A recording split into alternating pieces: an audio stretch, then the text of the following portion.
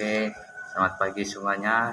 Saya Patrick dari kelas 11 IPS 4 ingin menjelaskan hubungan internasional yang dijalin oleh Indonesia.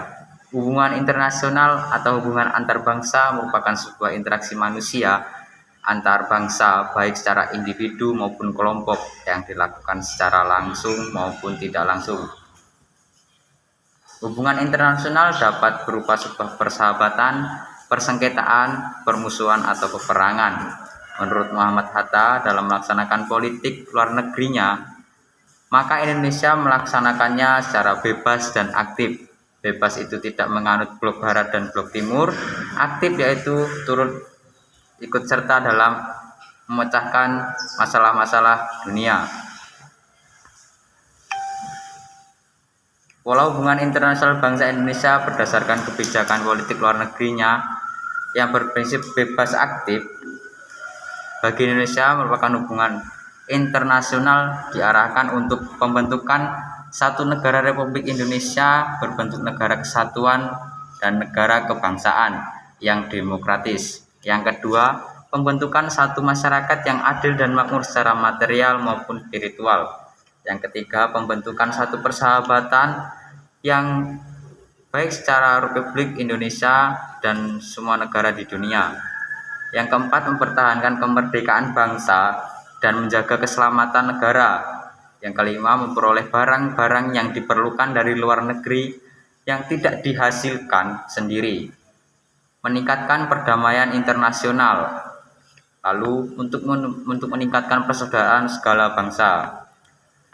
Untuk mencapai tujuan tersebut, Indonesia harus meningkatkan kualitas kerjasama internasional yang dibangun dengan negara lain. Maka, Indonesia harus mampu meningkatkan kualitas dan kinerjanya dari aparatur luar negeri dan melakukan diplomasi proaktif untuk membangun citra positif Indonesia di dunia internasional. Dalam menjamin hubungan internasional, ada faktor internal dan eksternal yang mempengaruhinya. Faktor internal, faktor ini berasal dari dalam sebuah negara. Faktor ini memutuskan untuk menjalin hubungan internasional. Yang pertama adalah adanya kekhawatiran karena keberlangsungan hidup negara terancam sesuatu. Hubungan negara ini khawatir karena jika negaranya akan dikudeta atau dapat intervensi dari negara lain, yaitu kebutuhan nasional belum tercukupi dengan baik. Jalinan hubungan internasional antara negara dilakukan untuk mencukupi kebutuhan nasional. Hal ini dilakukan untuk memenuhi kebutuhan yang tidak bisa diproduksi oleh negara tersebut. Faktor eksternal, faktor yang berasal dari luar negara. Yang pertama, ketergantungan. Antar negara dalam menjalankan kehidupan negara tidak bisa bertumpu hanya pada negaranya sendiri. Contohnya dalam penyelesaian masalah ekonomi, hukum, dan politik. Atas kesadaran inilah antar negara akhirnya memutuskan untuk menjalin hubungan internasional. Yang pertama, untuk ingin mewujudkan tatanan dunia baru, negara yang menjalin hubungan internasional karena ingin memberikan manfaat untuk kesejahteraan secara perdamaian masyarakat dunia.